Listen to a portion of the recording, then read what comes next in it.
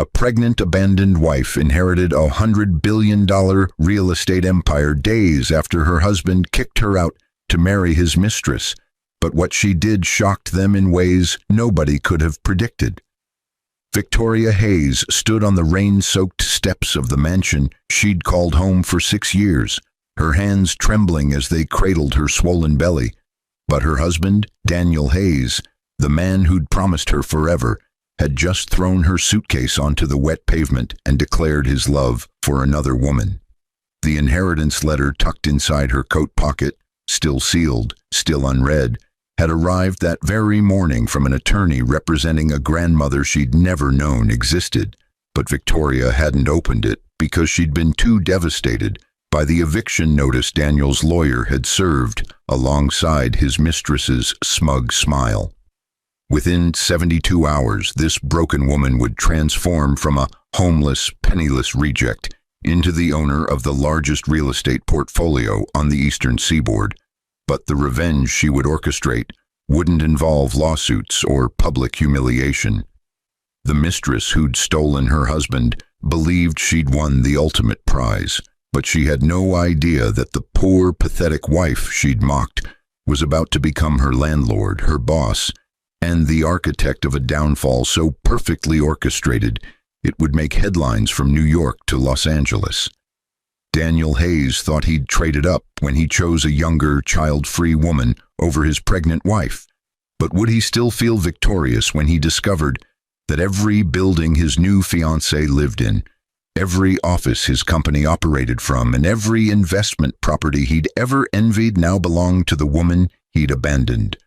Victoria's grandmother had built an empire in secret, waiting for the perfect heir to emerge. But why had she chosen a granddaughter she'd never met? And what clause in the inheritance would force Victoria to make an impossible choice between justice and mercy? The abandoned wife held ultimate power over the two people who'd destroyed her life. But would she use that power to crush them completely? Or would her discovery of the real reason behind her husband's betrayal change everything she thought she knew about love, loyalty, and the true meaning of family? The story. The rain hammered against Victoria Hayes's face with the kind of violence that matched the destruction of her life. But she barely felt it because the physical cold was nothing compared to the ice that had formed around her heart in the past 3 hours. She'd woken that morning to breakfast in bed, Daniel's supposed apology for working late all week, but by noon she was standing on the street with one suitcase, her phone, and the clothes on her back while a moving truck removed every trace of her existence from their home. The pregnancy test she'd taken 8 weeks ago had promised to fix everything, but instead it had accelerated the ending Daniel had apparently been planning for months. 6 years of marriage, 3 years of trying for a baby, and countless nights of reassuring him that she didn't care about his family's disapproval of her common background had culminated in this abandonment while carrying his child. Victoria's fingers found the letter in her coat pocket again, but she still couldn't bring herself to open it because processing one catastrophic life change at a time was all her mind could handle. The return address read, Whitmore and Associates, Attorneys at Law, and the sender was listed as Estate of Marguerite Whitmore, but Victoria had no idea who Marguerite Whitmore was or why her estate would be contacting someone who'd grown up in foster care with no known family connections.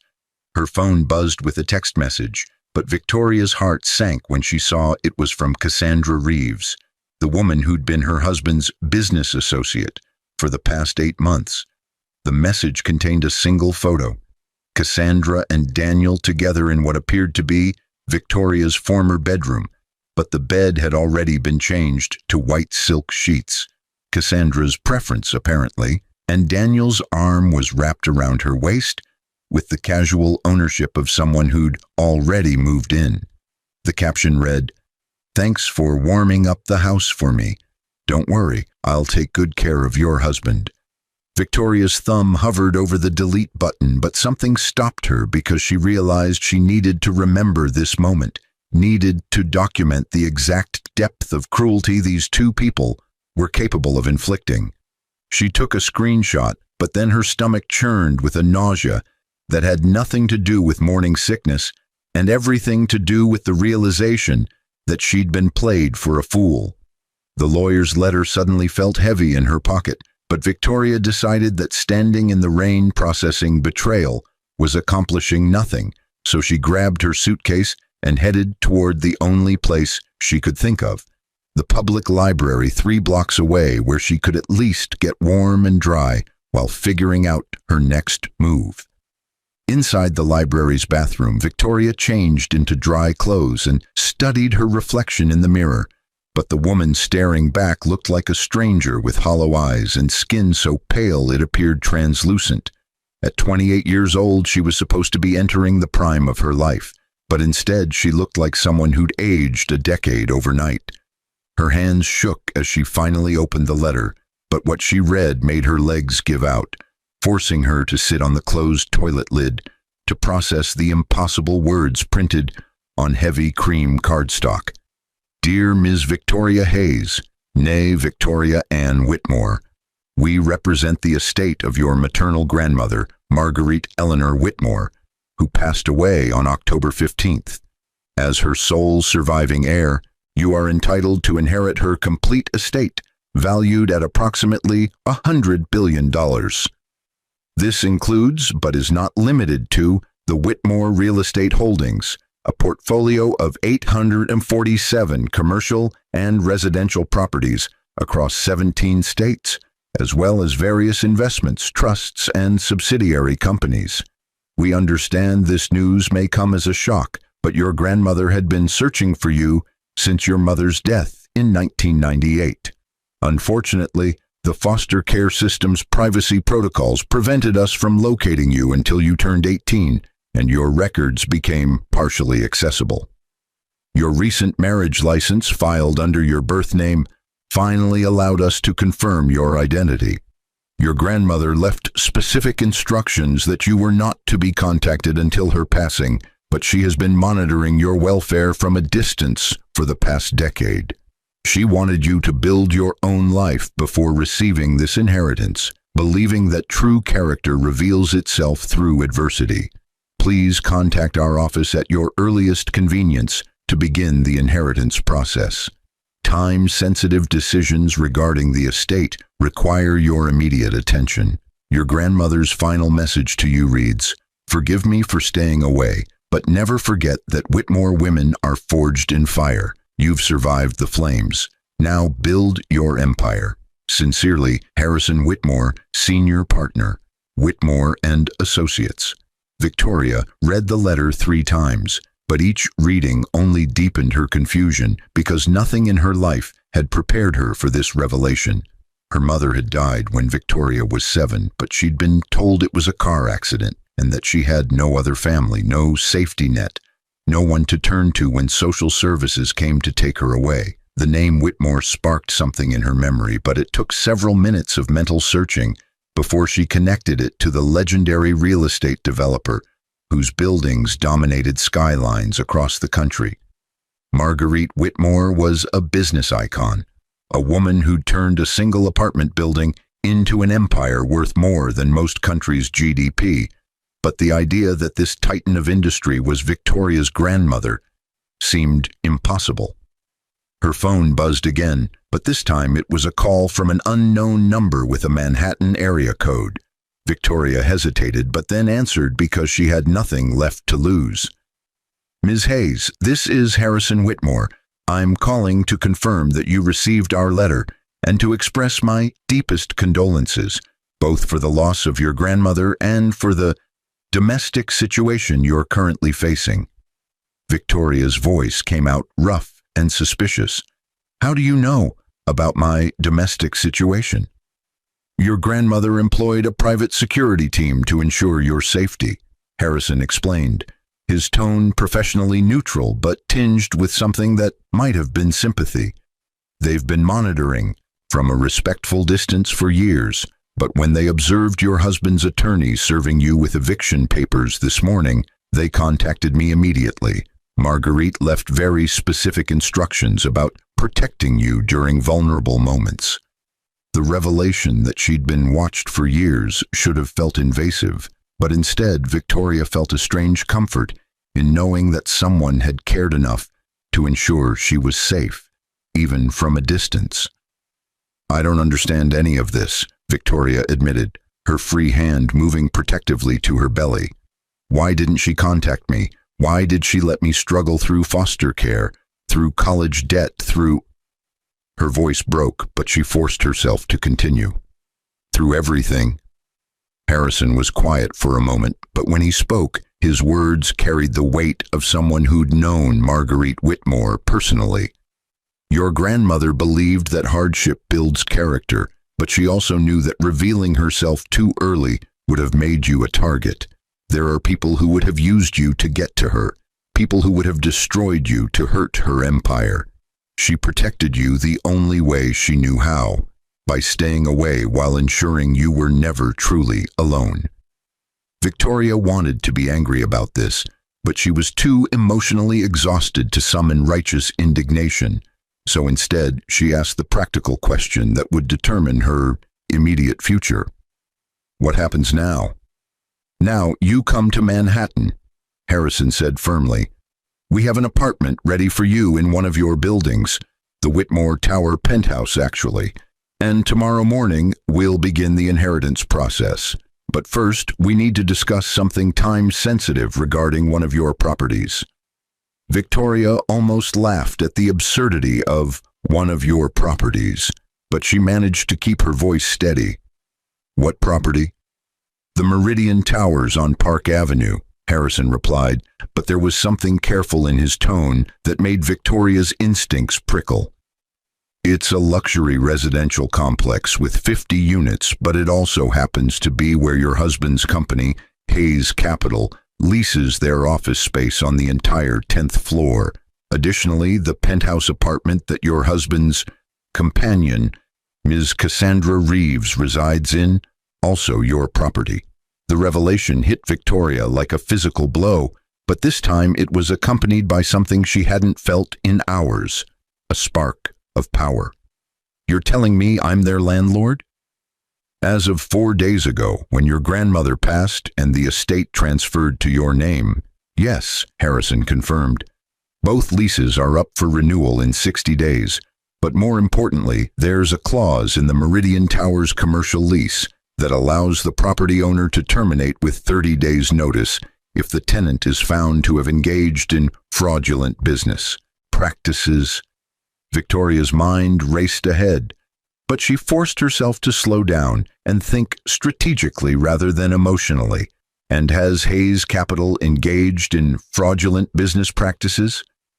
"Your grandmother's investigative team has been monitoring Daniel Hayes since he began courting you 6 years ago," Harrison said, his voice taking on a harder edge. "They've documented extensive evidence of securities fraud, tax evasion, and insider trading. Marguerite never interfered because she wanted to see if he truly loved you or if he was using you as a cover for his activities. Unfortunately, his recent behavior has answered that question definitively." The pieces were falling into place, but Victoria still struggled to comprehend the scope of what she was hearing. "She knew he was a criminal and let me marry him anyway. She knew he was ambitious and morally flexible, but the criminal behavior escalated after your marriage," Harrison corrected gently. "Your grandmother believed that people reveal their true nature when given enough rope, and she wanted you to see who he really was before she gave you the power to do something about it. She also believed that protecting you from every bad decision would prevent you from developing the judgment necessary to run her empire." Victoria closed her eyes and leaned against the cold bathroom tile, but her mind was already shifting from victim to strategist because survival had always required her to adapt quickly to changing circumstances. "What would you recommend I do about the leases?" "That's entirely your decision," Harrison said, but there was approval in his tone that suggested he already knew which path she'd choose. However, I should mention that Hayes Capital owes approximately $2.3 million in back rent due to accounting errors that have been overlooked by the previous property management company, a company that coincidentally received kickbacks from Mr. Hayes for their leniency. The bathroom door opened and a librarian poked her head in, but Victoria waved her away and mouthed an apology because this conversation was too important to interrupt. "How soon can I get to Manhattan?" "There's a car waiting outside the library," Harrison replied smoothly. "Your grandmother's security team has been shadowing you since you left your former residence, but they'll make themselves known now that you're aware of their presence. They'll ensure you arrive safely, and I'll meet you at the penthouse this evening to begin reviewing your inheritance in detail." Victoria ended the call and stared at her reflection again, but this time she saw something different. Not a broken, abandoned woman, but someone who'd been forged in fire and was about to rise from the ashes with the power to reshape her entire world. The ride to Manhattan took 3 hours, but Victoria spent every minute of it reading through documents that Harrison had sent to her phone, property portfolios, financial statements, and detailed reports on Daniel Hayes's criminal activities that made her realize just how thoroughly she'd been deceived. The man she'd married presented himself as a moderately successful investment banker, but in reality, he was running a Ponzi scheme that had defrauded dozens of elderly investors out of their retirement savings. Cassandra Reeves featured prominently in the reports, but not just as Daniel's mistress. She was his partner in crime, the one who recruited wealthy victims through her social connections and convinced them to invest in Daniel's fake hedge fund. Their affair had started as a business arrangement, but somewhere along the way it had evolved into something personal, though the reports suggested that even their relationship was transactional rather than romantic. The Whitmore Tower penthouse took Victoria's breath away, but not because of its obvious luxury. The floor-to-ceiling windows overlooking Central Park, the marble floors, or the art collection that probably cost more than most people earned in a lifetime. What struck her was the feeling that she'd finally arrived somewhere she belonged, that the years of foster homes and cramped apartments and making do with less had been preparation for this moment. Harrison Whitmore turned out to be a distinguished man in his 60s with silver hair and the kind of face that had seen everything but still managed to find humanity in the world. He greeted Victoria with a warm handshake and a genuine smile, but then he got straight to business because time was apparently of the essence. "Your grandmother's will includes several unusual clauses," Harrison explained as they sat in the penthouse library with contracts spread across the massive oak desk. "The first is that you must take active control of the empire within 30 days, meaning you can't simply hire managers and disappear. She believed that leadership requires presence, requires making difficult decisions personally rather than delegating them to others." Victoria nodded, but her hands moved protectively to her belly again because she was acutely aware that she was making decisions not just for herself, but for her unborn child. "What other clauses?" "The second is more philosophical," Harrison said carefully. "Marguerite believed that true character reveals itself through how we treat those who've wronged us when we have the power to destroy them. She's left you complete control over the Meridian Towers property, but she's also included a challenge. You must decide within 30 days whether to pursue full legal action against Daniel Hayes and Cassandra Reeves, or whether to offer them a chance at redemption." The idea of offering redemption to the two people who destroyed her life made Victoria's blood boil, but she forced herself to listen rather than react emotionally. "If you choose prosecution, your grandmother's legal team will ensure they face the full consequences of their actions, likely 20 to 30 years in federal prison," Harrison continued. "But if you choose redemption, you'll offer them an alternative. They work off their debt to society by managing a Whitmore property in one of the economically depressed areas your grandmother identified, for revitalization, using their business skills to rebuild communities rather than defraud investors. Victoria laughed, but it was a bitter sound that held no humor. You're asking me to reward them for destroying my life? No, Harrison said firmly, leaning forward with an intensity that commanded attention. I'm telling you that your grandmother believed the measure of a person's strength isn't how they crush their enemies, but how they transform their enemies into something better. She built her empire by taking broken people and broken places and making them whole again, and she wants to know if you have the same capacity for transformation. The challenge hung in the air, but Victoria wasn't ready to answer it yet because she needed time to process everything that had happened in the past 12 hours. Can I have a few days to decide? You have 30 days, Harrison confirmed, but there are immediate decisions that need to be made regarding the Meridian Towers leases and the back rent owed by Hayes Capital. Those decisions will determine whether Mr. Hayes and Ms. Reeves even have the resources to survive long enough for you to decide their ultimate fate.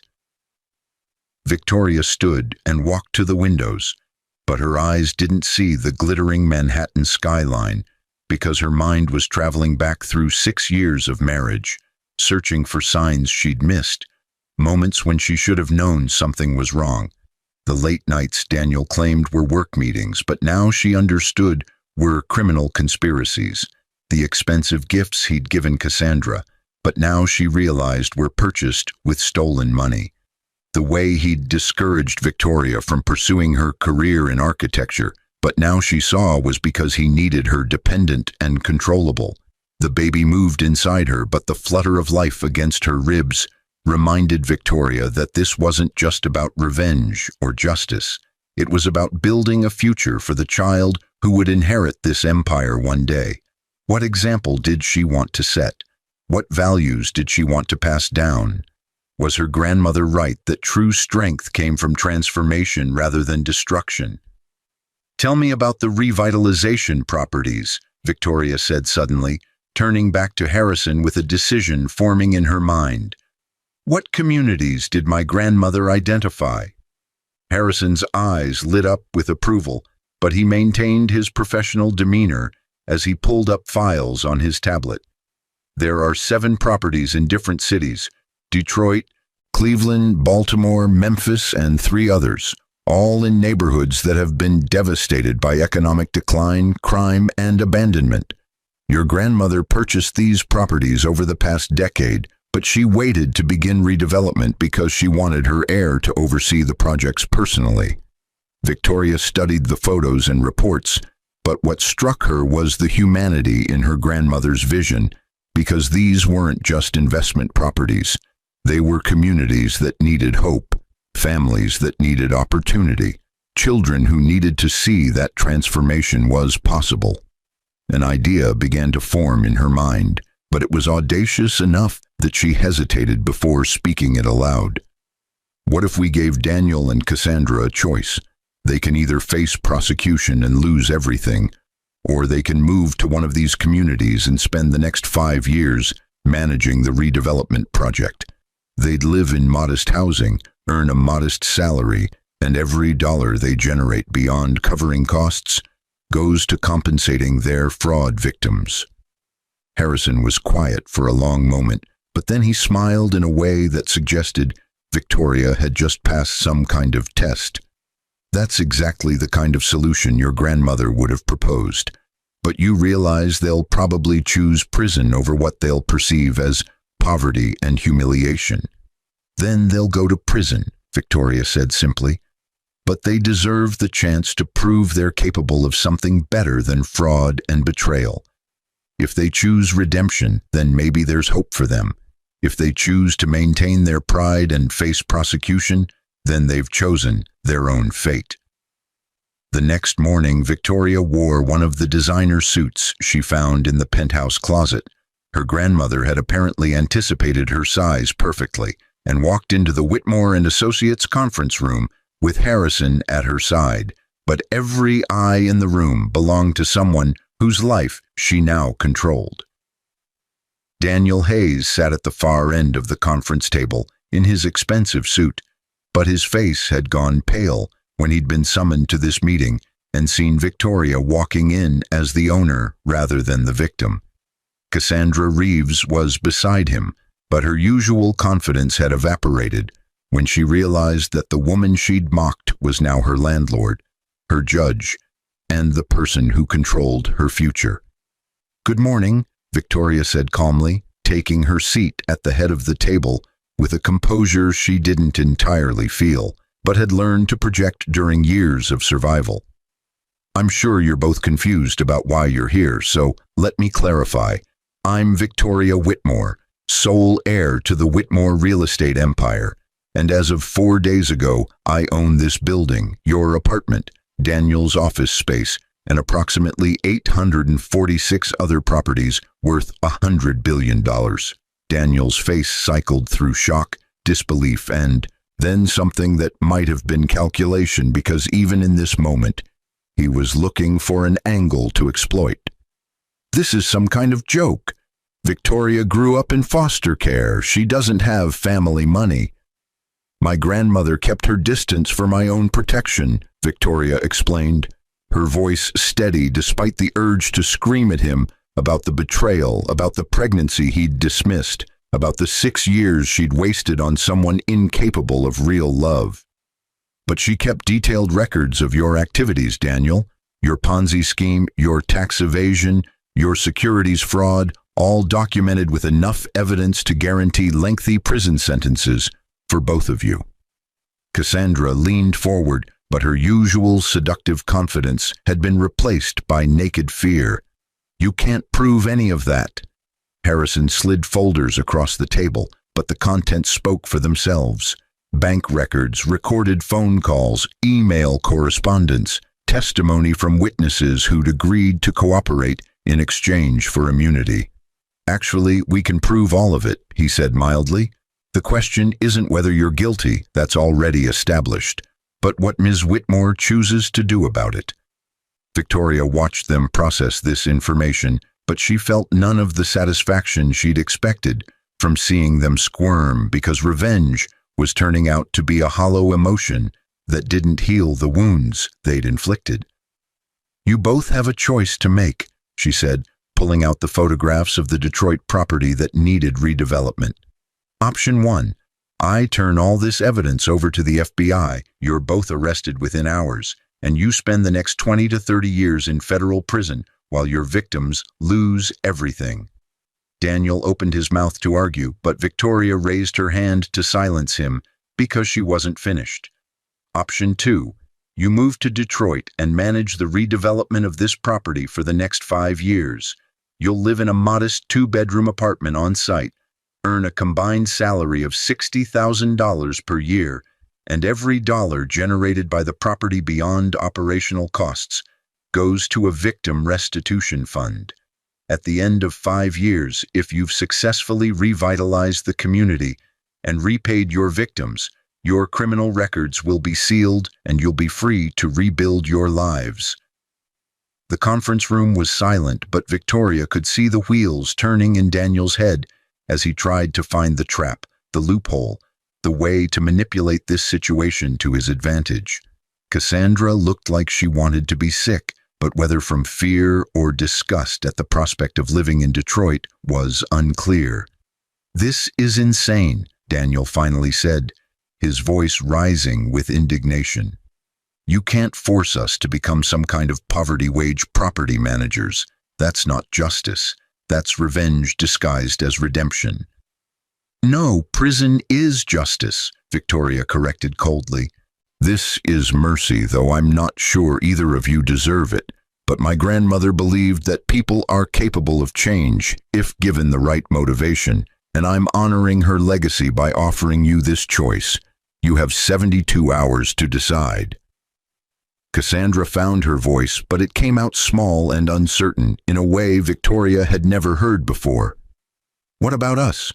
Our relationship? Are we supposed to just Work together in some terrible neighborhood and pretend everything's fine? Victoria's expression hardened, but she maintained her composure because losing control now would undermine everything she was trying to accomplish. That's between the two of you to figure out. You wanted each other badly enough to destroy my life, so now you get to discover if that connection survives when you're not living in luxury built on stolen money and betrayal. Maybe you'll realize you were never really in love. You were just two people who enjoyed hurting others together. She stood to leave, but Daniel called out with a desperation that was new and unsettling. "Victoria, wait. I know I hurt you. I know what I did was unforgivable. But the baby, that's my child too. Don't I have rights?" The question stopped Victoria in her tracks, but when she turned back, her eyes were hard with a resolve that came from months of preparation she hadn't known she was doing. "You kicked me out while I was pregnant. You called this baby a complication you didn't need. You forfeited your parental rights the moment you chose your mistress and your crimes over your family. If you choose redemption, if you spend the next 5 years proving you're capable of caring about something other than yourself, then maybe I'll reconsider allowing you supervised visitation. But that decision is years away and entirely dependent on whether you become the kind of person worthy of knowing this child." Harrison escorted Victoria out of the conference room, but she could feel Daniel's and Cassandra's eyes boring into her back with a mixture of rage, fear, and something that might have been grudging respect, because she'd just demonstrated a power they'd never imagined she possessed. In the elevator, Victoria's composure finally cracked, but Harrison handed her a handkerchief without comment because he understood that strength didn't mean never breaking. It meant breaking in private and rebuilding yourself before anyone else saw the cracks. "Your grandmother would be proud," Harrison said quietly as they descended toward the lobby. "Not because you're destroying them, but because you're giving them a chance to become something better while still ensuring they face consequences for their actions." Victoria dabbed at her eyes, but her voice was steady when she spoke. "I need to know something. Did my grandmother ever forgive the people who wronged her?" Harrison was quiet for a moment, but then he shared a story that Victoria suspected was meant to guide her through the difficult days ahead. Marguerite built her empire from nothing after her husband stole her first property development and left her bankrupt while pregnant with your mother. She could have destroyed him legally, but instead she waited 15 years, bought back that property for 10 times what he'd stolen it for, and then offered him a job as her janitor. He refused out of pride, died bitter and alone, while she built an empire. She always said her greatest regret wasn't giving him a chance to change. It was that he chose pride over redemption. The story settled something in Victoria's chest, but she understood the lesson her grandmother was teaching from beyond the grave. Offering redemption wasn't about being weak or letting people off easy. It was about giving them enough rope to either hang themselves or climb to something better, while ensuring you remained strong regardless of which choice they made. 3 days later, Daniel and Cassandra's answer came through their attorney, but the response was split in a way Victoria hadn't anticipated. Cassandra chose redemption, but Daniel chose prison because he couldn't stomach the idea of living in poverty under Victoria's control, even if it meant avoiding decades behind bars. "He thinks you'll crack and let him out early," Harrison explained when he delivered the news. "He's gambling that your compassion will become weakness and that he can manipulate you into forgiveness without actually earning it." Victoria absorbed this information, but she felt more sadness than anger, because Daniel was revealing exactly who he'd always been. Someone who would rather suffer than admit he was wrong.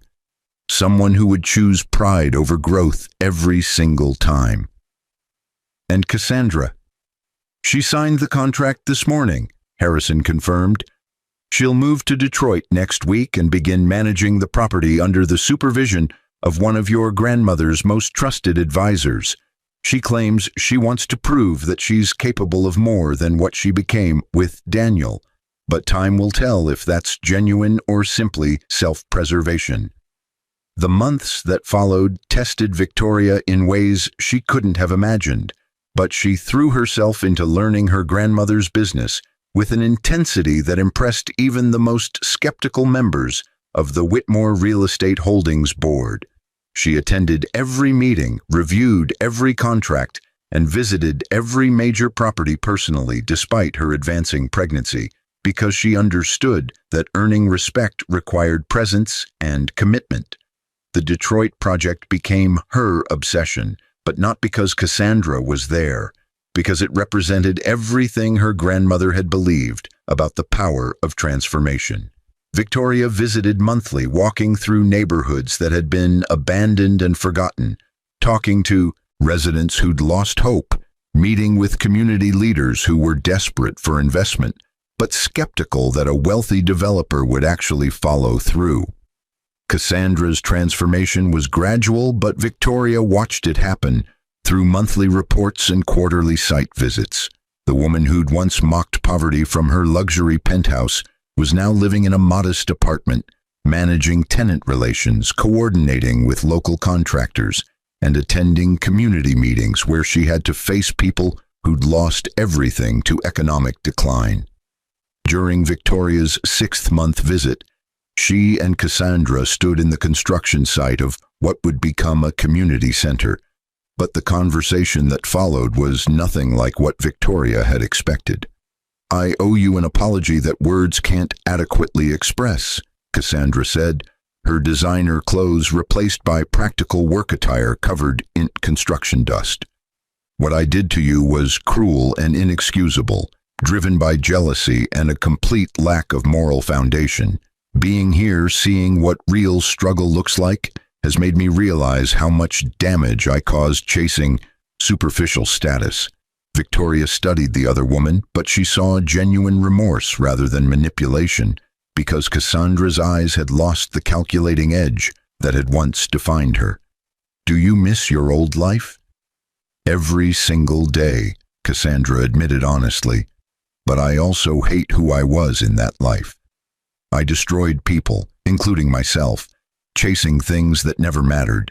This work, this community, the people I'm helping, it's the first time I've ever done something that actually means something beyond my own gratification." The conversation didn't heal the wounds Cassandra had inflicted, but it suggested that redemption might actually be possible for people who genuinely wanted to change. Victoria left Detroit that day with a complicated mixture of emotions, but she understood that forgiveness was a process rather than a moment, something that would take years to fully develop if it ever came at all. Daniel's story took a darker turn, but Victoria refused to let his choices dictate her emotional state. He was convicted on multiple counts of fraud and sentenced to 25 years in federal prison. But even from behind bars, he sent letters demanding to be part of his child's life, claiming that his imprisonment was Victoria's fault for not accepting his apology and letting him walk free. Victoria never responded to the letters, but she kept them in a file her child could read someday, when they were old enough to understand that some people choose destruction over redemption and that their choices don't define the people they hurt. Her daughter was born on a snowy December morning, but Victoria held the tiny, perfect baby and whispered promises about the empire they would build together, about the values they would uphold, about the legacy of transformation, rather than destruction that defined the Whitmore name. The Detroit project became a stunning success over the next 4 years, but Victoria credited Cassandra's management for much of that success because the other woman had proven capable of genuine change when given the right motivation and support. The neighborhood transformed from abandoned buildings and crime-ridden streets into a thriving community with affordable housing, local businesses, and opportunities for residents who'd been forgotten by every other developer. When Cassandra's 5-year term ended, Victoria offered her a choice: take the completion of her contract and walk away, or stay and continue managing the property as a paid employee with market rate compensation and the respect she'd earned through demonstrated commitment. Cassandra chose to stay, but she did it knowing that Victoria's trust had been earned rather than given, and that redemption was an ongoing process rather than a destination. The Whitmore real estate empire grew under Victoria's leadership, but she ran it according to her grandmother's principles, that buildings were about people rather than profit, that development should strengthen communities rather than displace them, that true wealth came from transformation rather than extraction. Years later, when her daughter was old enough to understand, Victoria took her to visit the Manhattan penthouse where everything had changed. But she also took her to Detroit to see what redemption looked like, to meet Cassandra and understand that people were capable of both terrible destruction and beautiful transformation. "Your great-grandmother built this empire from nothing," Victoria explained as they stood on the balcony overlooking Central Park. "But she taught me that real power isn't about crushing your enemies. It's about giving them the opportunity to become something better and building a life so magnificent that their approval becomes irrelevant." The girl looked up with eyes that held her mother's determination and her great-grandmother's fire. "What happened to Dad?" Victoria had been preparing for this question, but the answer was still complicated because Daniel had remained in prison, refusing every opportunity for early parole, because accepting those opportunities would have required admitting he was wrong, and his pride wouldn't allow that level of vulnerability. "He made choices," Victoria said carefully. "Not just the choice to betray us, but the choice to hold on to his anger and pride rather than becoming someone better. I gave him the same opportunity I gave Cassandra, the chance to transform his mistakes into meaning, but he chose to stay trapped in his own bitterness. That was his decision, not ours." The girl thought about this, but then she asked the question that mattered most. "Do you think people can really change?" Victoria smiled because the answer had become clear through years of watching Cassandra transform from the woman who destroyed her life into someone who dedicated herself to building communities and helping others. "I think people can change if they genuinely want to and if they're willing to do the hard work of becoming better. But I also think we can't force that change on them. We can only create the conditions where transformation becomes possible and then step back and let them choose." The Whitmore real estate empire continued to grow, but Victoria never forgot the lesson her grandmother had taught through absence and presence, through challenge and support, through the offer of redemption and the acceptance that not everyone would choose it. She built her legacy on the principle that true strength came from lifting others up rather than tearing them down, from offering second chances while maintaining boundaries, from transformation rather than destruction. And on quiet nights when her daughter was asleep and the city lights sparkled below, Victoria would stand at the window and whisper thanks to the grandmother she'd never met, but whose wisdom had given her not just an empire, but the tools to wield that power with grace, justice, and the kind of mercy that demanded accountability while still believing in the possibility of change. The pregnant, abandoned wife who'd been kicked out in the rain had become the architect of an empire. But more importantly, she'd become the kind of leader who understood that the truest measure of power wasn't how you destroyed your enemies. It was whether you gave them the opportunity to become something better, and whether you built a life so meaningful that their betrayal became nothing more than a footnote in a much larger story about resilience, redemption, and the transformative power of choosing grace over vengeance. 15 years had passed since that rain-soaked afternoon when Victoria Hayes had stood on the steps of her former home with nothing but a suitcase and an unopened letter. But the woman who now stood at the floor-to-ceiling windows of the Whitmore Tower penthouse bore only a surface resemblance to that broken, abandoned wife. She was 43 now, but the years had refined her rather than diminished her, transforming her from someone who survived adversity into someone who wielded power with the kind of wisdom that could only come from having once possessed nothing. Her daughter, Eleanor Marguerite Whitmore, named for the grandmother who'd orchestrated this entire transformation from beyond the grave, sat at the massive oak desk reviewing property acquisition proposals, but at 15 she already possessed the sharp analytical mind and compassionate heart that defined the Whitmore legacy. The girl had inherited Victoria's determination and Marguerite's strategic brilliance, but she'd also developed her own unique approach to leadership that combined technological innovation with traditional community-building principles. "Mom, we need to talk about the Chicago property," Eleanor said, looking up from her tablet with the serious expression she wore when discussing business matters. "The Tenants Association is requesting a meeting about rent increases, but their proposal actually makes financial sense if we're willing to accept lower short-term profits for long-term community stability." Victoria smiled because moments like these reminded her why she'd fought so hard to build something worth inheriting, but also because Eleanor instinctively understood the core principle that had defined Marguerite's empire, that buildings were about people first and profit second. "Show me the numbers." As they reviewed the proposal together, Victoria's mind drifted back through the 15 years that had transformed not just her life, but the lives of everyone connected to that fateful day when Daniel Hayes had kicked her out to marry his mistress. The story could have ended with simple revenge: Daniel in prison, Cassandra destroyed, Victoria triumphant. But life had proven far more complicated and far more interesting than any simple revenge fantasy. The intercom buzzed with Harrison Whitmore's voice, but after 15 years he'd become more than just the attorney who'd delivered her inheritance. He'd become a trusted advisor, a father figure, and one of the few people Victoria could trust completely in a world where wealth attracted parasites and opportunists. "Victoria, your 2 p.m. appointment is here. Shall I send them up?" Victoria glanced at Eleanor, but the girl's eyes had already lit up with understanding because she knew exactly who was arriving and why this meeting mattered. "Send them up, Harrison, and thank you."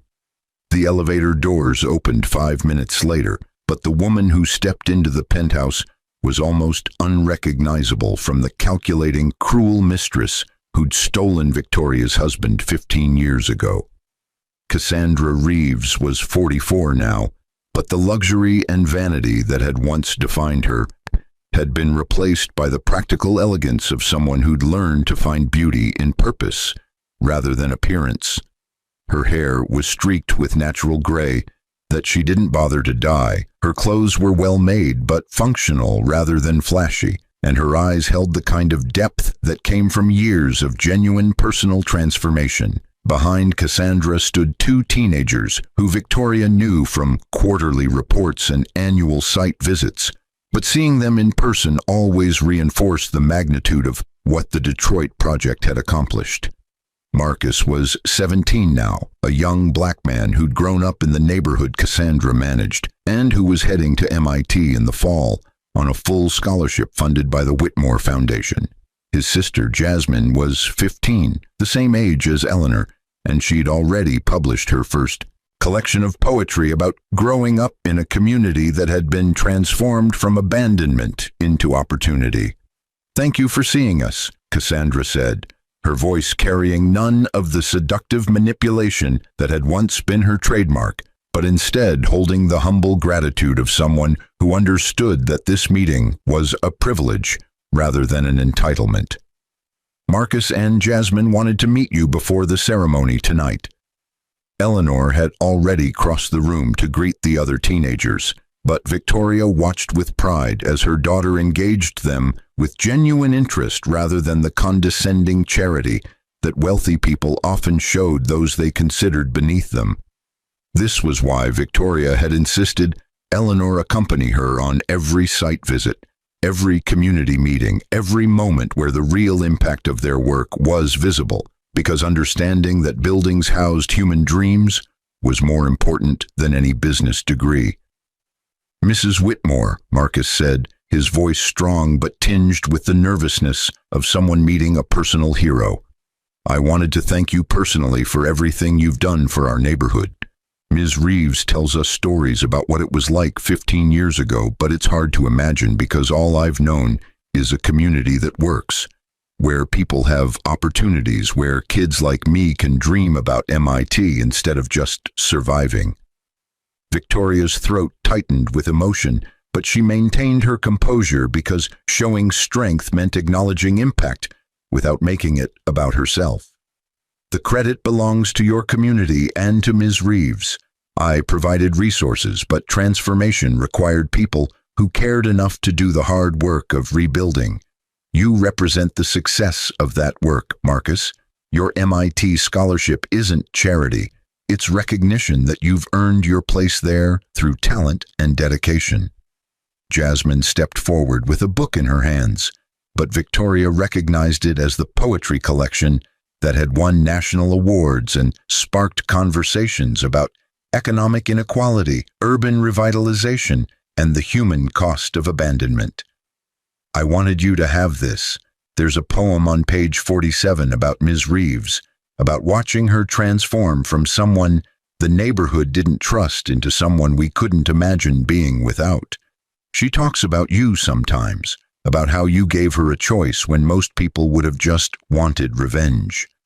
Victoria accepted the book with reverence, but she knew she'd read that poem later in private because the emotions it would evoke were too raw for public consumption. "Thank you, Jasmine. Your words matter more than buildings or balance sheets because they tell the truth about what transformation really looks like."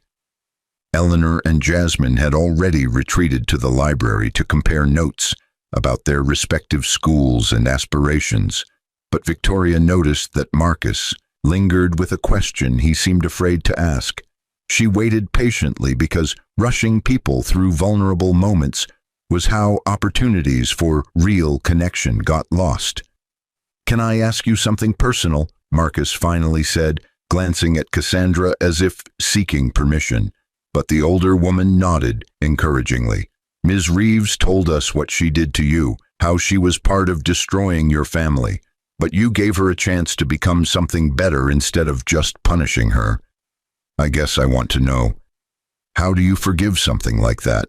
How do you trust someone again after they've hurt you so badly?" The question hung in the air, but Victoria appreciated its depth because Marcus wasn't asking about business strategy or philanthropic philosophy. He was asking about the human capacity for grace in the face of betrayal, about whether redemption was real or just a pretty story people told themselves. Victoria gestured for them to sit, but she took time to formulate her answer because oversimplifying would diminish the complexity of what forgiveness actually required. Forgiveness isn't a single moment or a simple decision. It's a process that takes years and requires the person who hurt you to genuinely change, not just apologize or promise to be better, but actually do the difficult work of becoming someone different. Cassandra earned forgiveness through 15 years of consistent actions that proved she was committed to transformation. She looked at Cassandra directly, but saw the other woman's eyes glisten with tears, because even after 15 years, being forgiven still carried weight. "But I also want to be honest with you, Marcus. There are parts of what happened that I'll never fully get over, moments where I still feel the pain of betrayal, even though I've moved past the anger. Forgiveness doesn't mean forgetting or pretending the harm didn't happen. It means choosing not to let that harm define your future or the future of the person who hurt you." Cassandra spoke then, but her voice carried the weight of someone who'd spent 15 years thinking about these questions from the other side. What Victoria is too gracious to say is that forgiveness also requires the person being forgiven to accept that they can never fully repair what they broke. "I can spend the rest of my life building communities and helping people, but I can never give Victoria back the 6 years I helped steal from her, can never undo the pain I caused." True redemption means living with that knowledge and choosing to be better anyway, not because it earns forgiveness, but because it's the right thing to do. The conversation was interrupted by Eleanor's return from the library, but she brought news that shifted the energy in the room from reflective to excited. "Mom, Jasmine just told me about the proposal for the Memphis property. She's been working with the Community Youth Council on a plan for a creative arts center that would serve 3 neighborhoods. The budget is incredibly detailed and the community support is overwhelming." Victoria raised an eyebrow at Cassandra, but the other woman's expression combined pride and nervousness because this was the first time she'd allowed her mentees to pitch a project directly to Victoria without her filtering or managing the presentation. "Jasmine has been working on this for 8 months. I've reviewed the numbers and the feasibility study, but I wanted her to present it to you herself because if we're going to build the next generation of Whitmore leaders, they need to learn how to advocate for their communities directly." The shift from redemption narrative to practical business felt abrupt, but Victoria understood that this was actually the culmination of everything they'd been building. Young people who'd grown up in revitalized communities, now proposing to pay that transformation forward to other neighborhoods that needed hope and investment. Jasmine returned with Eleanor, but she carried herself with a confidence that reminded Victoria of her younger self before Daniel's betrayal had temporarily broken her spirit. The girl opened her tablet and began presenting a proposal that demonstrated sophisticated understanding of community development, financial sustainability, and cultural programming. The Memphis-Soulsville neighborhood has a rich musical history, but decades of economic disinvestment have left it without spaces where young people can develop their talents, Jasmine explained, her voice steady despite the magnitude of pitching to someone worth over $150 billion. "Our proposal creates a creative arts center that serves 500 youth annually, but it's designed to be financially sustainable through a combination of grant funding, earned income from recording studio rentals, and partnerships with local colleges." Victoria listened intently, but she also watched Cassandra's face and saw the mentor's pride in her student's presentation, the way someone who'd once destroyed lives for personal gain had transformed into someone who elevated others. This was what redemption actually looked like, not dramatic gestures or tearful apologies, but consistent daily choices to build rather than destroy, to empower rather than exploit. The presentation concluded with financial projections that impressed even Victoria's experienced eye, but she knew that the numbers were only part of the equation. The real question was whether this project would genuinely serve the community, or whether it would become another well-intentioned failure that did more harm than good. "Jasmine, this is exceptional work," Victoria said carefully, "but I need you to answer a hard question. How do you prevent this arts center from becoming a catalyst for gentrification that displaces the very community you're trying to serve?" The question was a test, but Jasmine didn't flinch because she'd clearly anticipated this concern and had developed thoughtful answers. "We've built anti-displacement protections into every aspect of the project. The center will be governed by a community board with binding decision-making authority, not just advisory power. We've established income-restricted housing requirements for any future development within a half-mile radius, and we've structured the programming to prioritize existing residents rather than attracting outside artists who would drive up costs." Victoria glanced at Eleanor, but her daughter's expression indicated she'd already reviewed these details and found them sound, so Victoria made a decision that felt both monumental and entirely natural. "I'll fund the Memphis project on one condition. You and Eleanor co-manage the development as part of a youth leadership initiative. You'll work with Cassandra and our development team, but the primary decision-making authority rests with you two, because if the Whitmore legacy is going to continue, it needs to be in the hands of people who understand that buildings are about people first." The room erupted with excitement. But Victoria held up her hand because there was more that needed to be said. This isn't charity or a gift. This is responsibility. You'll be accountable to the Memphis community, to our investors, and to the legacy my grandmother built. Failure isn't just disappointing. It's betraying people who desperately need this project to succeed. Are you ready for that pressure? Both teenagers nodded with the kind of seriousness that indicated they understood the magnitude of what was being offered, but also the weight of what was being asked. Victoria had learned that true empowerment came not from protecting people from difficulty, but from giving them challenging opportunities and the support to meet those challenges. The afternoon continued with detailed discussions about timelines, budgets, and community engagement strategies. But eventually Cassandra needed to return to Detroit, and the teenagers had preparations for the evening ceremony. After they left, Victoria and Harrison stood alone in the penthouse office, reviewing documents. But the conversation quickly shifted to the other significant development that had been building for months. Daniel's parole hearing is scheduled for next week, Harrison said carefully, watching Victoria's face for any sign of how she wanted to handle this news. His attorney has been making noise about his exemplary behavior in prison and his sincere remorse for his actions. They're going to ask you to provide a statement supporting his early release. Victoria had known this moment was coming, but facing it still required her to dig deep into reserves of wisdom she'd spent 15 years cultivating.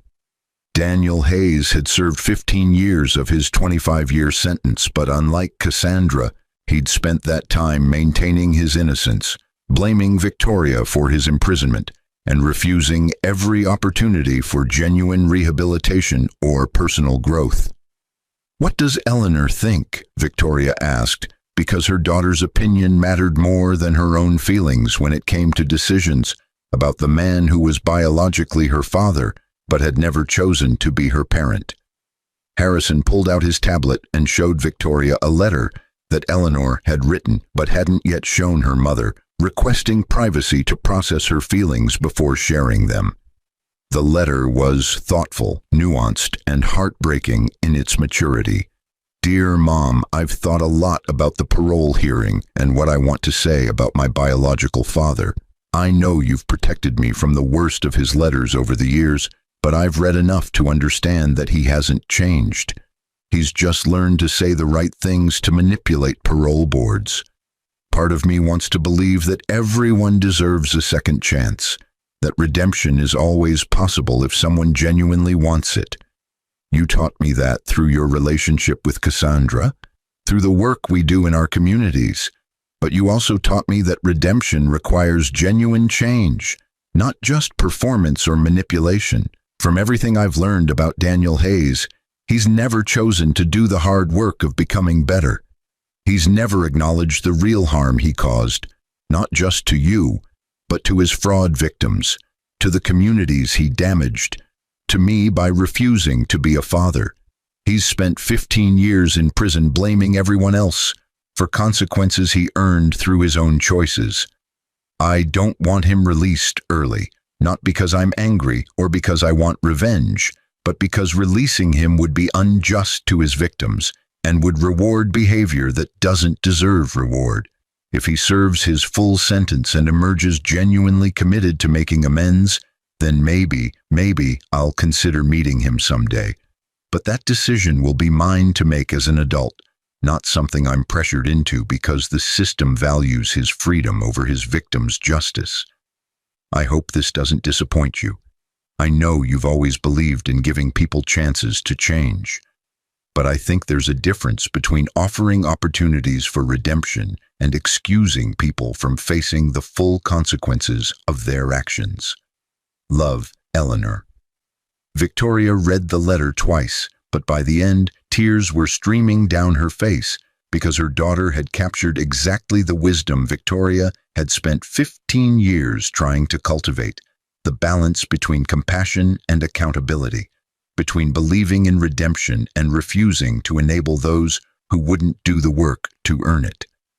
"She's remarkable," Harrison said softly, his own voice thick with emotion because he'd watched Eleanor grow from an infant into this wise, thoughtful young woman. Marguerite would be so proud of both of you. I'll submit a statement opposing early parole, Victoria decided, her voice steady despite the tears, because this was one of those moments where strength meant making difficult decisions rather than easy ones. Not because I'm still angry at Daniel. I stopped being angry years ago, but because justice demands that he serve the sentence he earned. His victims deserve that much, and Eleanor deserves to grow up knowing that consequences are real and that manipulation doesn't triumph over truth. The evening ceremony was held in the Detroit Community Center that had been one of the first buildings renovated 15 years ago, but the space was packed with residents, local officials, and representatives from the other 6 communities that had been transformed through similar projects.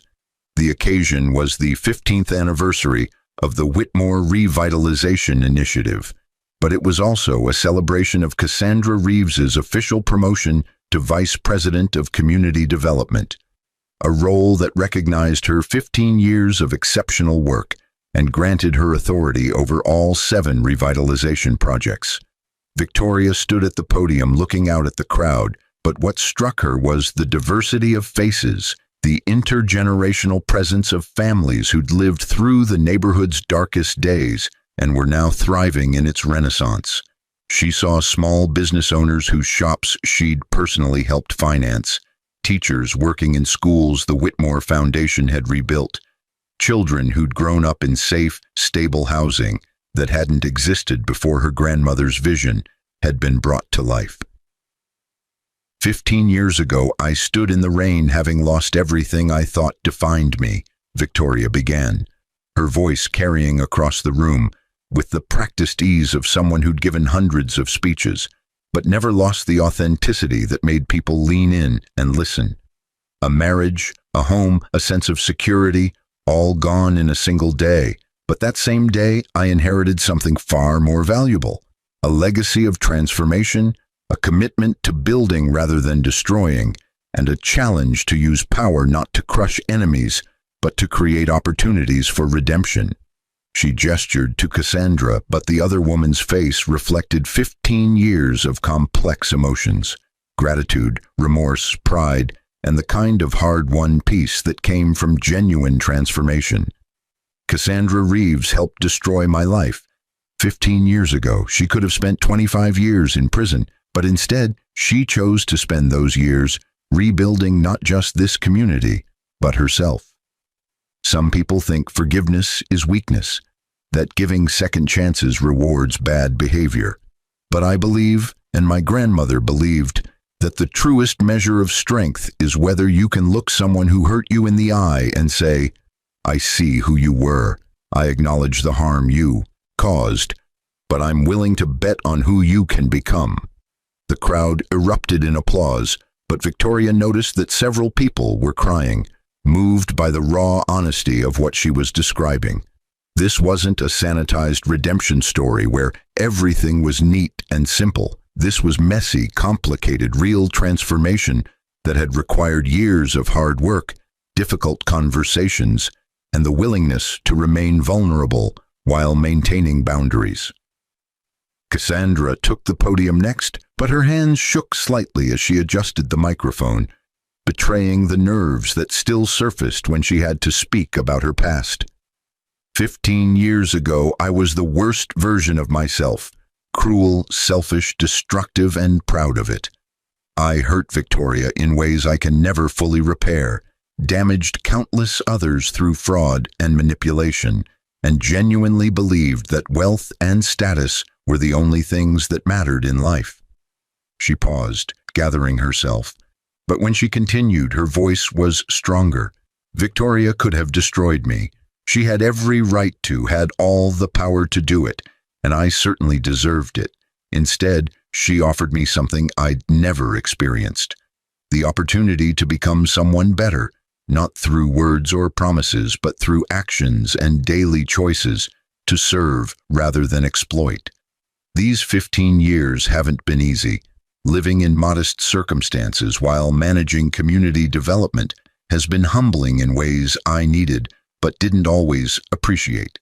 Facing people I'd harmed, earning trust I'd destroyed, building something meaningful from the wreckage of who I used to be, all of it required letting go of pride and ego and learning what actually matters in life.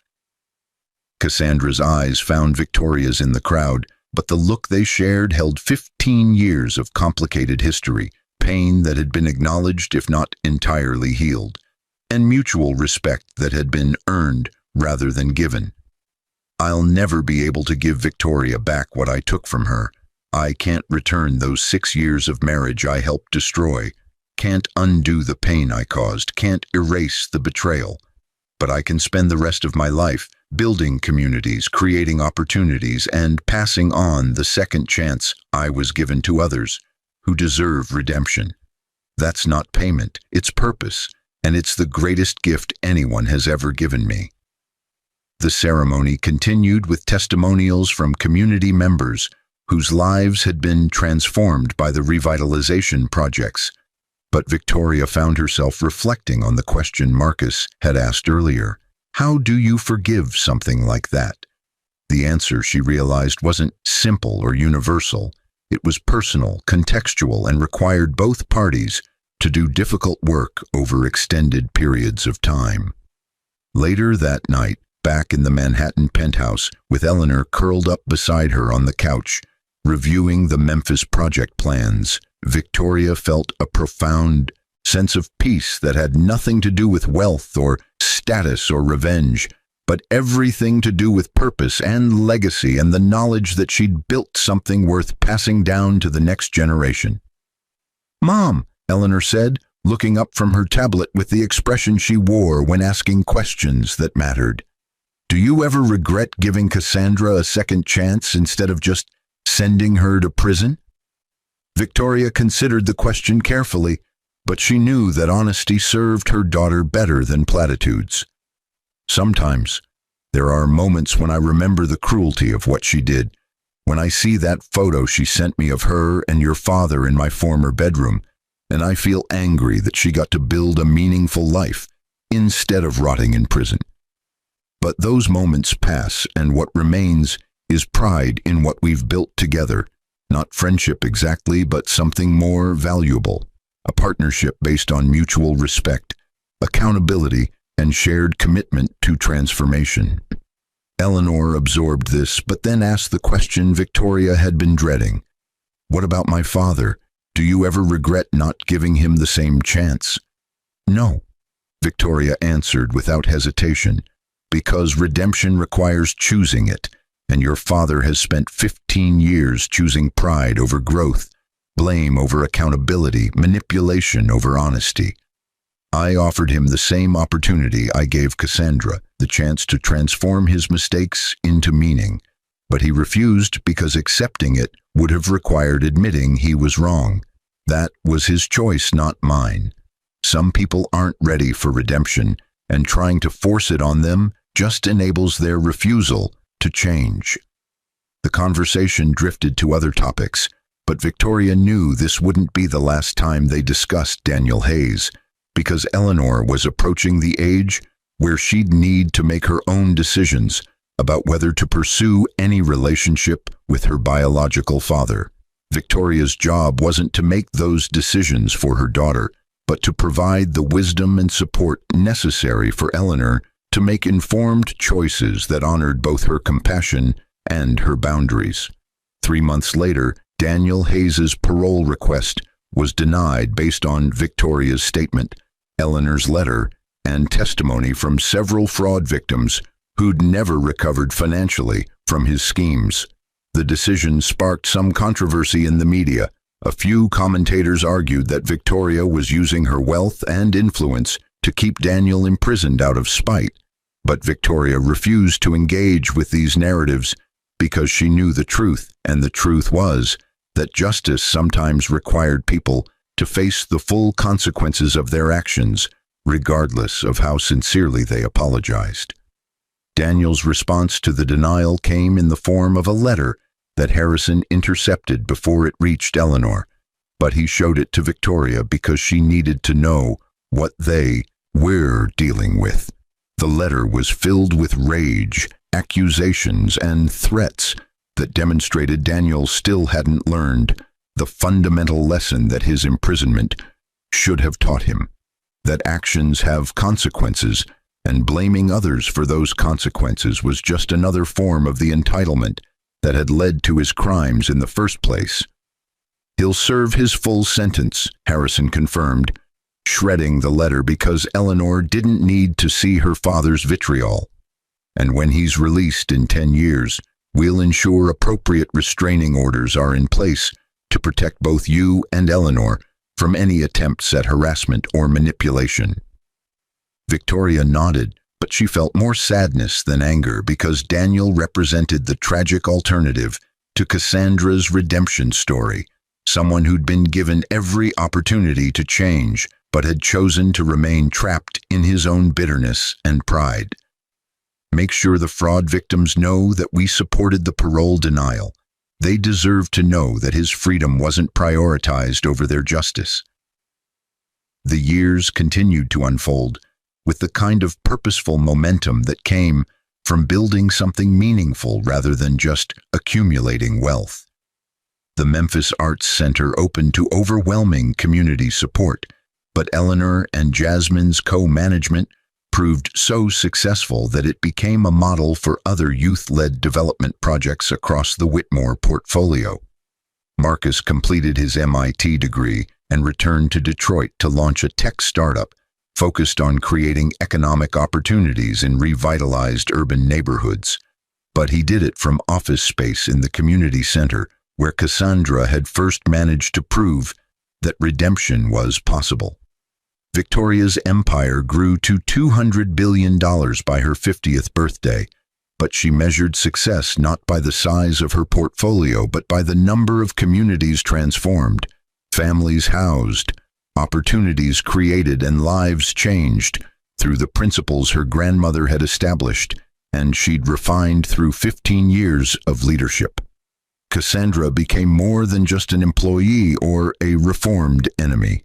She became a trusted advisor, a complicated friend, and eventually someone Victoria could genuinely say she'd forgiven, though that forgiveness was always tempered by the memory of harm caused and the knowledge that some wounds leave permanent scars even after they heal.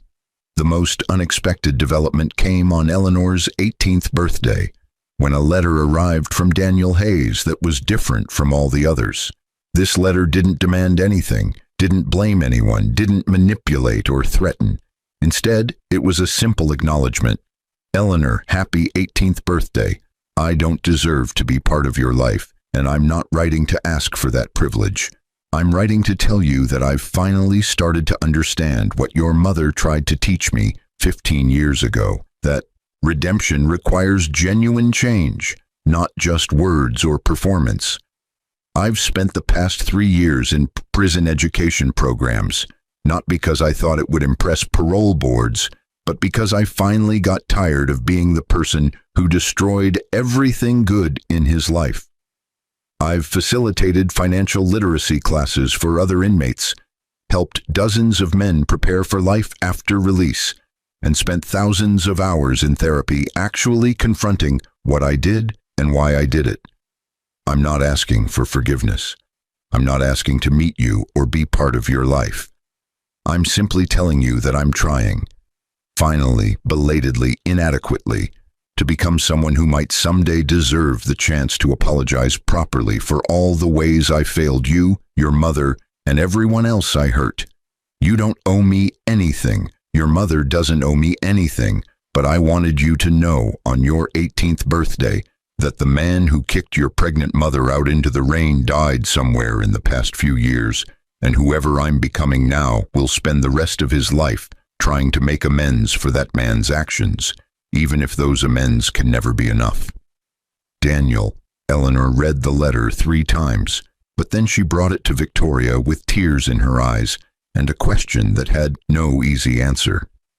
What do I do with this? Victoria held her daughter close, but she knew that her job wasn't to tell Eleanor what to think or feel, but to help her develop the wisdom to make her own choices. That's entirely up to you, sweetheart. This letter might represent genuine change, or it might be another manipulation. Only time will tell. But you're 18 now, an adult capable of making your own decisions about whether to respond, whether to open communication, whether to eventually meet him after his release. Whatever you choose, I'll support you. What would you do? Eleanor asked, seeking guidance without demanding it be prescribed. Victoria thought carefully, but then shared the wisdom 15 years had taught her. I'd be cautiously hopeful, but protect myself with boundaries. I'd acknowledge the letter, maybe even respond briefly, but I wouldn't rush into anything or make promises I wasn't ready to keep. And I'd remember that words are easy, but consistent actions over years are what prove whether change is real. Eleanor nodded slowly, but Victoria could see her daughter processing this new development with the same thoughtful wisdom she applied to community development projects and business decisions. I think I want to write back, not to promise anything, but to acknowledge that I see he's trying, and that if he continues to do the work of becoming better, maybe someday, maybe I'll consider meeting him. But that's years away and entirely dependent on whether his actions match his words. That sounds like wisdom, Victoria confirmed, proud of her daughter's ability to balance compassion with self-protection, hope with caution, openness with boundaries. The letter Eleanor eventually sent was brief but fair, acknowledging Daniel's apparent growth while making clear that any relationship would need to be earned through years of consistent behavior rather than granted based on a single letter. It was the kind of response that left the door open without walking through it. Exactly the balance that difficult situations required. 5 years later, Victoria stood in the same Detroit community center where she'd celebrated the 15th anniversary of the Whitmore Revitalization Initiative. But this time the occasion was Eleanor's wedding to a community organizer she'd met while co-managing the Memphis Arts Center.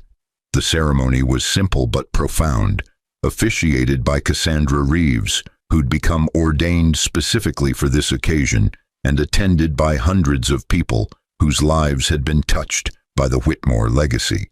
Daniel Hayes had been released from prison 6 months earlier, but Eleanor had made the difficult decision not to invite him to her wedding because reconciliation was still in its earliest stages and her wedding day wasn't the appropriate venue for navigating that complicated relationship.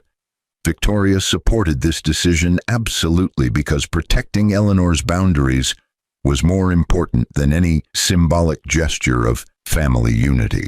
What struck Victoria most about the ceremony wasn't the luxury or the guest list, but the intergenerational presence of people who represented different chapters of the transformation story. Marcus was there with his wife and newborn son, talking excitedly about expanding his tech startup to 3 more cities. Jasmine stood as one of Eleanor's bridesmaids, having just published her 2nd poetry collection to critical acclaim. Community members from all 7 revitalization projects had traveled to Detroit to celebrate the wedding of the woman who'd helped transform their neighborhoods while still a teenager.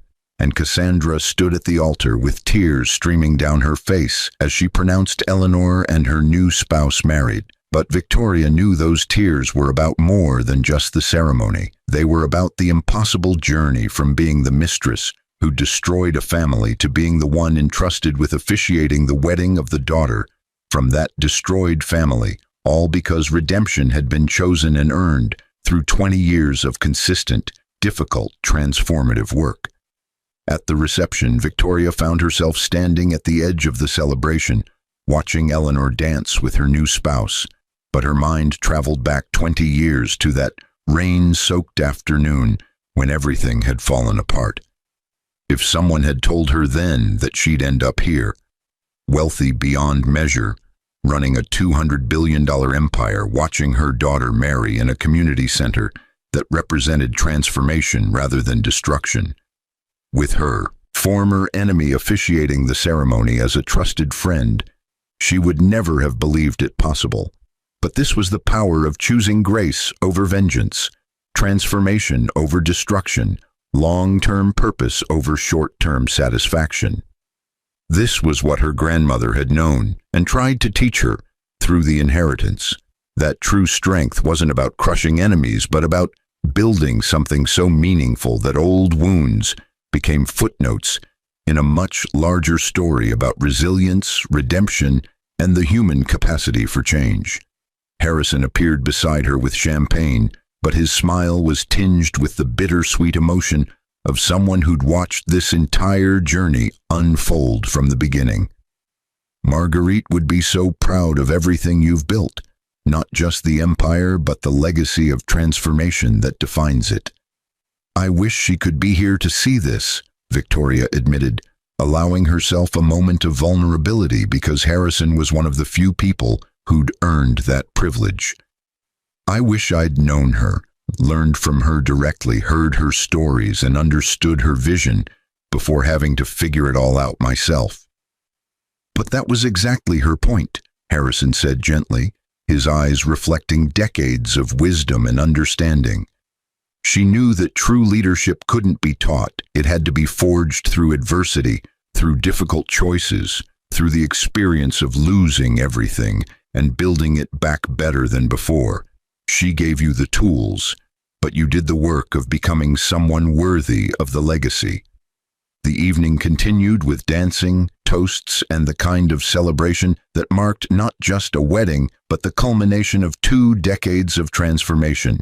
But Victoria found herself periodically stepping outside to stand in the Detroit evening air and marvel at the impossible journey that had brought her to this moment. A figure approached from the shadows, but Victoria tensed instinctively until she recognized one of the security team members who'd been protecting her since she'd first inherited the empire. "Ma'am, there's someone here asking to see you. We've verified he's not a threat, but given his identity, we wanted to check with you before allowing him to approach." Victoria's heart sank because she already knew who it must be, but she took a deep breath and made a decision that felt both terrifying and necessary. "It's Daniel, isn't it?" The security guard nodded, but his expression remained professionally neutral because this was Victoria's decision to make without judgment or pressure. "He says he won't approach unless you give permission. He's waiting at the edge of the property with a wedding gift and a letter for Eleanor. He specifically requested that we tell you he doesn't expect to be invited in or to see either of you. He just wanted to deliver the gift and pay his respects from a distance." Victoria considered her options, but then made the choice that felt aligned with the values she'd spent 20 years cultivating. "I'll meet him at the property edge, alone but with security within sight. If he's truly changed, then he'll respect boundaries. If he hasn't, then we'll know that too." The walk to the property edge felt longer than it was, but Victoria used the time to center herself and remember that she was no longer the broken, abandoned woman Daniel had kicked out 20 years ago. She was Victoria Whitmore, heir to a $200 billion empire, mother to an exceptional daughter, and someone who'd built a legacy that would outlast any individual relationship. Daniel Hayes stood at the property line holding a small wrapped package, but the man Victoria saw bore only superficial resemblance to the arrogant, cruel husband who'd destroyed their marriage. At 53, he looked older than his years, but there was something different in his eyes. Humility, perhaps, or genuine remorse, though Victoria knew that discerning real change from performance required time and consistency, rather than a single encounter. "Thank you for seeing me," Daniel said quietly, keeping his distance and his hands visible in a gesture that suggested he understood the power dynamic had permanently shifted. "I know I have no right to be here, and I promise I'm not trying to insert myself into Eleanor's wedding. I just wanted to deliver this gift and tell you something I should have said 20 years ago." Victoria remained silent, but her posture was guarded because trust was earned through actions over years, not granted based on a single conversation.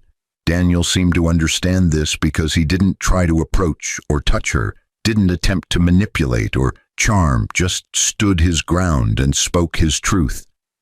I'm sorry. Not the performative sorry of someone trying to get something, but the genuine sorry of someone who's finally understood the magnitude of harm I caused.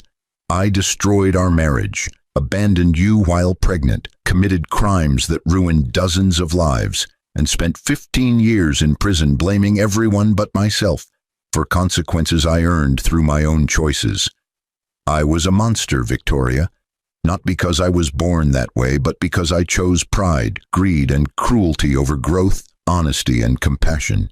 He held out the package but made no move to close the distance between them. This is for Eleanor. It's a photo album I put together of her childhood, pictures your mother sent to prison over the years, along with letters I wrote to her, but never sent because I wasn't ready to be the father she deserved. I'm still not sure I'll ever be that person, but I wanted her to know that even when I was at my worst, some part of me understood what I was missing, what I'd thrown away by choosing ego over family. Victoria accepted the package, but her voice was firm when she spoke, because compassion didn't require abandoning boundaries. Eleanor will decide if and when she's ready to have a relationship with you. That timeline is entirely hers to set, and any pressure or manipulation to speed it up will end whatever chance you might have. Do you understand? Completely, Daniel confirmed, without defensiveness or argument. I don't expect forgiveness. I don't expect a relationship. I don't even expect to be part of her life in any meaningful way. I just wanted to acknowledge the milestone and pay my respects to the daughter I failed and the woman I betrayed. They stood in silence for a moment, but Victoria found herself asking the question that had haunted her for 20 years. Why? Why did you do it? Was our entire marriage a lie, or did you actually love me at some point? Daniel's face contorted with emotion that appeared genuine, but Victoria maintained her skepticism because manipulators were skilled at performing remorse. I loved you in the limited way I was capable of loving anyone at that time, which was conditional, selfish, and ultimately inadequate. I loved the version of you that served my needs and made me look good, but I didn't love the real you because I never took the time to truly see you. When you got pregnant and I realized that meant accountability and sacrifice and putting someone else's needs first, I panicked and chose the easier path of running away with Cassandra rather than doing the hard work of becoming a better person. The honesty was brutal, but Victoria appreciated it more than false platitudes because truth, even painful truth, was the foundation of any genuine change. Cassandra became a better person. She did the work. Why did it take you so much longer? Pride, Daniel admitted simply. Cassandra was humbled from the beginning because she knew she'd lost everything and had to earn her way back. I still had my arrogance, my belief that I was the victim of circumstances rather than the architect of my own destruction. It took 15 years in prison, losing every appeal, watching Cassandra transform while I stagnated before I finally broke down enough to actually confront who I'd become and why. Victoria nodded slowly, but she knew that this conversation needed to end before it became something more complicated than either of them was ready for. I hope you continue to do the work of becoming better, not for me, not even for Eleanor, but for yourself and for the people you harmed. Real redemption is a lifelong process, not a destination you reach and then stop working toward. I know, Daniel said, and there was something in his voice that suggested he'd learned this lesson the hard way through years of false starts and backsliding. Thank you for seeing me. Thank you for building something beautiful from the wreckage I created. And thank you for protecting Eleanor from my worst instincts for 20 years, while still leaving the door open for me to maybe, someday, earn a place in her life. Victoria turned to leave, but then she stopped and shared one final piece of wisdom, because even though Daniel had destroyed her life 20 years ago, she was no longer the woman he'd destroyed, and he was apparently no longer the man who'd done the destroying. The difference between you and Cassandra isn't capacity for change. It's timing. She chose redemption when offered it. You chose pride. But the fact that you eventually made the choice matters, even if it took longer than it should have. Don't waste the years you have left making the same mistakes. Walking back to the celebration, Victoria felt lighter than she had in years, because that encounter had provided closure on a wound that had never quite healed, despite 20 years of building something new. Daniel's apology didn't erase the harm he'd caused, didn't restore the 6 years he'd stolen, didn't undo the abandonment, but it did confirm what Victoria had always believed, that people were capable of change if they genuinely wanted it and were willing to do the difficult work required. Inside the community center, Eleanor was laughing with Cassandra and Jasmine, but when she saw her mother return, her eyes held a question that didn't need to be spoken aloud. Victoria simply handed her the package and whispered, "From your father, open it when you're ready. No pressure, no expectations, just his attempt to acknowledge your milestone."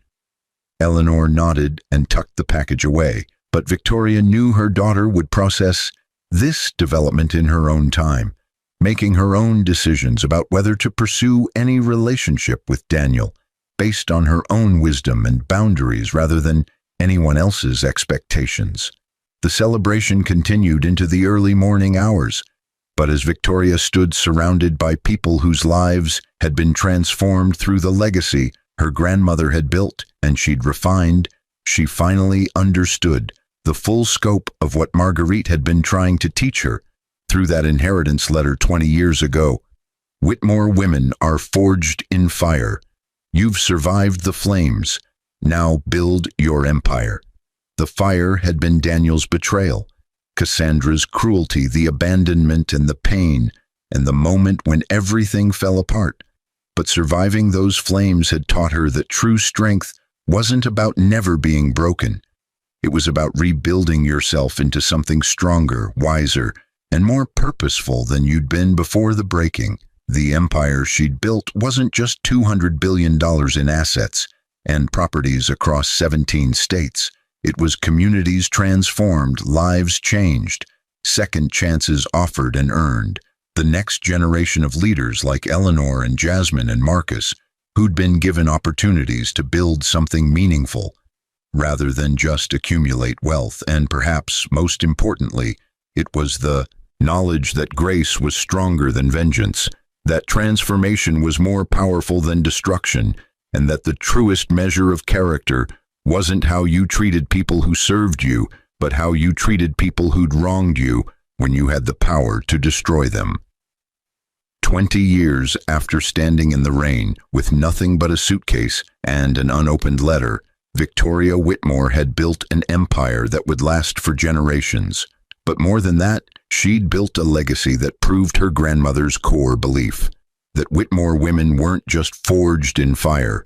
They used that fire to illuminate the path toward redemption, transformation, and the revolutionary idea that power was most meaningful when used to lift others up rather than tear them down. As the first light of dawn broke over Detroit, Victoria stood at the community center windows, watching the city wake up, a city that had itself been forged in fire, abandoned and forgotten, but was now rising again through the same principles that had guided her own transformation. And she knew with absolute certainty that this was what it meant to truly inherit not just wealth, but wisdom, to take the broken pieces of what was and build something beautiful from the ruins, to offer redemption while demanding accountability, to remember the pain while refusing to be defined by it, and to create a future so purposeful that the betrayals of the past became nothing more than the foundation upon which something magnificent was built. The pregnant, abandoned wife had become the architect of transformation. The $100 billion inheritance had become a tool for building communities rather than just accumulating wealth. And the woman who'd been kicked out in the rain had learned to dance in the storms, knowing that Whitmore women didn't just survive the flames. They emerged from them with the power to light the way for others who were still learning to rise from their own ashes.